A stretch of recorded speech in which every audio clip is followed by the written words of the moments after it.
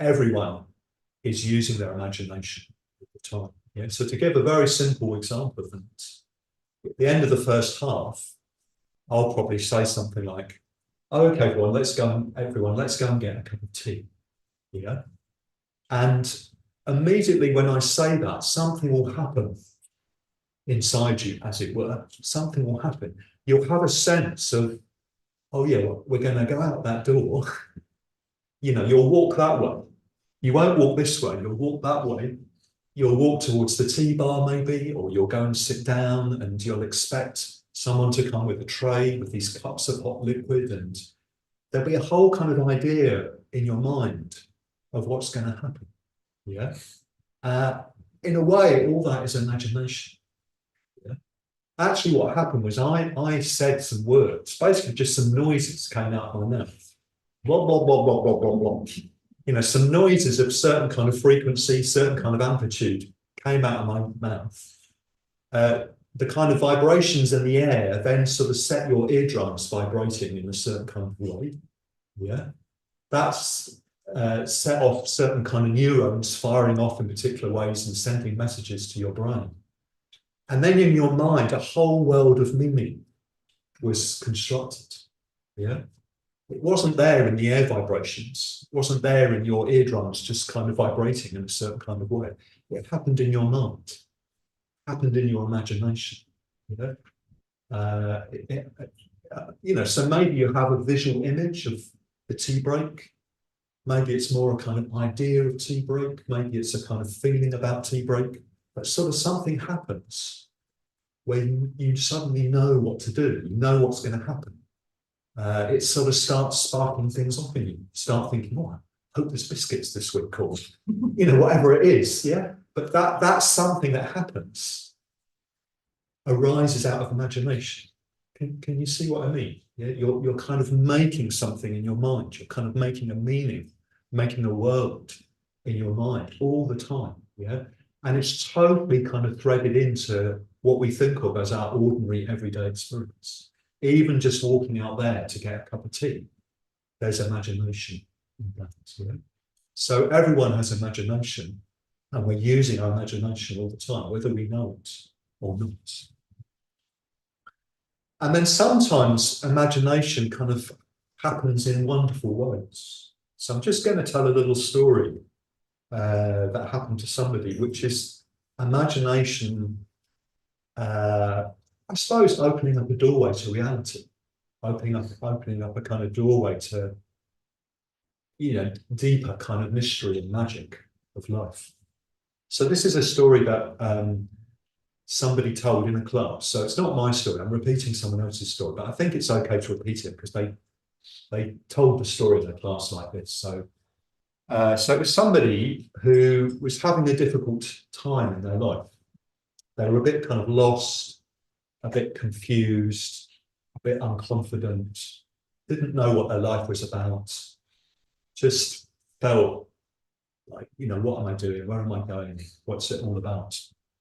And one day they went into the National Gallery. They just happened to be in London, pottering about, went into the National Gallery just for an hour or so to look at some paintings, looked at various paintings, and then came to this painting, which I think is, I think it's a historical event. It's the execution of Lady Joan of Arc.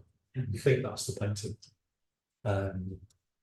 And it's a woman dressed in white with a blindfold, I think maybe even a red blindfold, or perhaps a white blindfold. And she's sort of being gently led forward to the front of the painting by a couple of friends, where there's an executioner's block and a man, a burly man standing with an axe. Yeah. And then at the back of the canvas or the painting, there's, people kind of weeping and in distress. Yeah. So that was the painting. So it's obviously painting a kind of historical event. But this person, this woman, when she saw this painting, she saw something completely different. Something sort of came out of the painting, as it were, and really sort of struck her with a lot of force, with a lot of depth. Yeah? And she had this thought, which was, my naivety needs to die. My naivety needs to die. Yeah. So she saw this figure in white as somehow representing kind of naivety about life, and naivety about other people that she realized she had, and that needs to die. So that, obviously had a kind of meaning for her in terms of who she was, in terms of what was going on in her life. And she walked out the gallery in a way a different person, in a way with a sense of, I know what I need to do now. I know what I need. Something that somehow had come through the painting, as it were, that spoke completely to her. Yeah. It wasn't really to do with the historical meaning of the painting. It wasn't even really to do with the intentions of the artist. But somehow that painting managed to kind of carry a message or a meaning which really spoke to her. Yeah. And I find those kind of stories really fascinating. And, I've known lots of people who've had those kinds of experiences where suddenly, completely unexpectedly, completely unasked for, something kind of just happens, where you suddenly know something that you didn't know before, that feels very, very important and significant and meaningful. Yeah. It seems unbidden, unexpected, even kind of mysterious. You don't know where it's come from. It even can seem to come from outside you, as it were. But it certainly seems like it's not you. It's telling you something that you didn't know. It seems to be bigger than you in some kind of way. Yeah. So that's, maybe an example of imagination working in quite a magical, even mysterious, even kind of just lighting up something and helping us to sort of see something that we didn't previously know. I suppose from the point of view of the Dharma, those experiences are more likely to happen the more we practice. They seem unexpected and unbidden, unasked for, but because that person was living a certain kind of life of awareness, of ethics, of aspiration, of trying to sort of find meaning in their life, in a way that made it more likely that such a thing was going to happen, that a kind of message was going to come through for them, as it were. Yeah.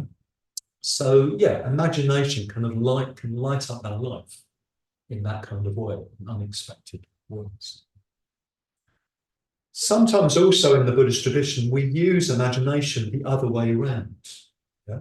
So that's sort of an image coming to us, as it were, just in a completely surprising kind of way. Sometimes in the Buddhist tradition, we deliberately take an image in order to connect with something, in order to try and connect with a meaning or truth or compassion or some kind of ability. Yeah. So in a very, very simple way, we started to do that just now in the meditation, just sort of thinking of somewhere beautiful and bringing that to mind. Maybe it just starts to have an effect on our consciousness. We start to sort of unfold in the mind in a certain kind of way. Yeah. So there are lots of Buddhist practices where you take an image, perhaps an image of a particular Buddha figure, and you deliberately bring it to mind, deliberately kind of visualize it, deliberately kind of connect with that image imaginatively.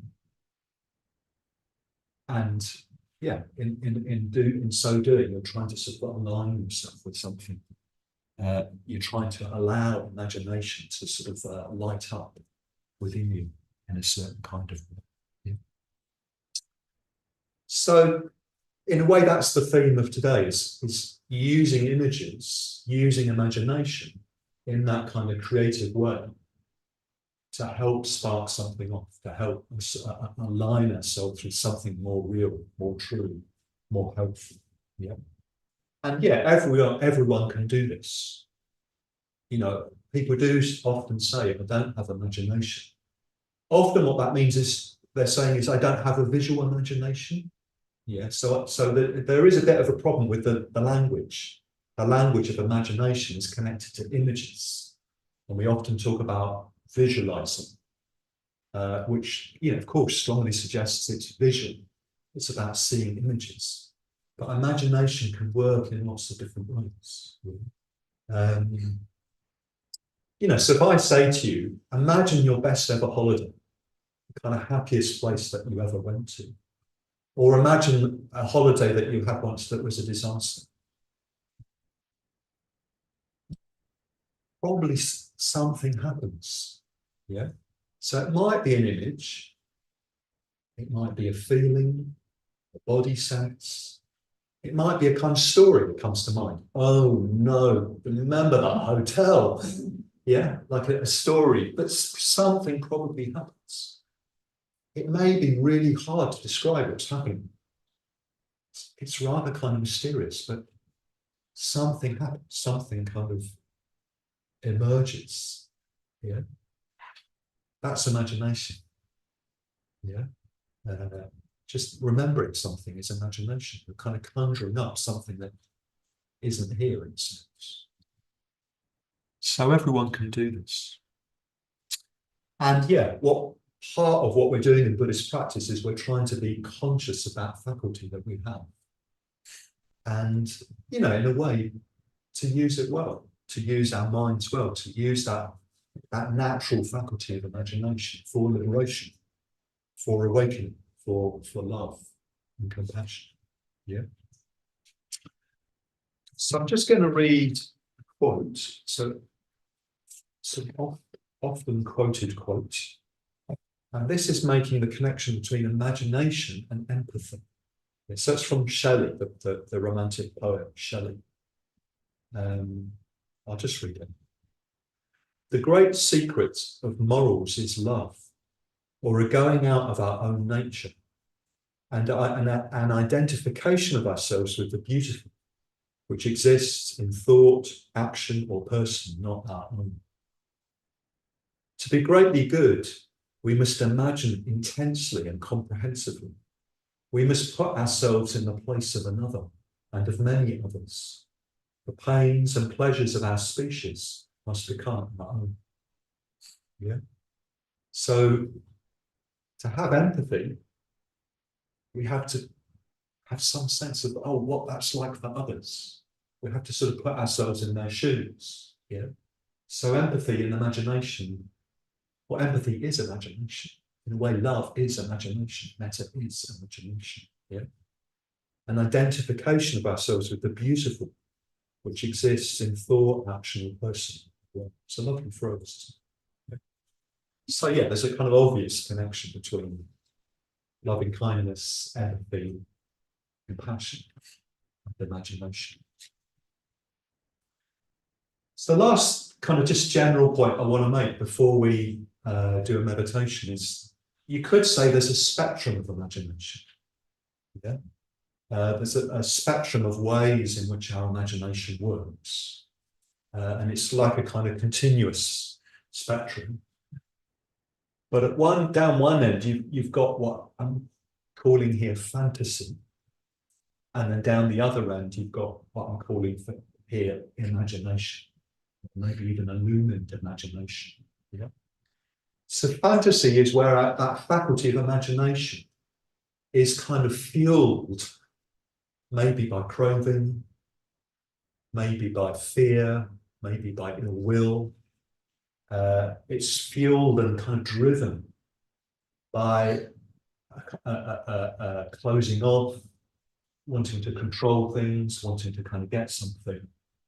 And it produces a kind of fantasy, maybe even quite a dark fantasy sometimes. Yeah. It produces a kind of perception or an imagination which is quite distorted by those negative forces. Yeah. Down the extreme end, it can obviously be very, very heavily distorted. Yeah. But, even if we're just a bit annoyed with someone, that's what we do, isn't it? We go into a fantasy about them where we only see their negative qualities. And those negative qualities kind of get exaggerated, and that's all there is to them. And we don't notice everything else. Yeah, our perception is sort of just skewed and slanted in that kind of way. That's imagination, fueled by not so helpful forces, as it were. Yeah. But luckily, it's not always like that. Luckily, you know, we also have imagination down the positive end of the spectrum, as it were. So that's when imagination is illumined, as it were. It's not kind of driven. It's more creative rather than reactive.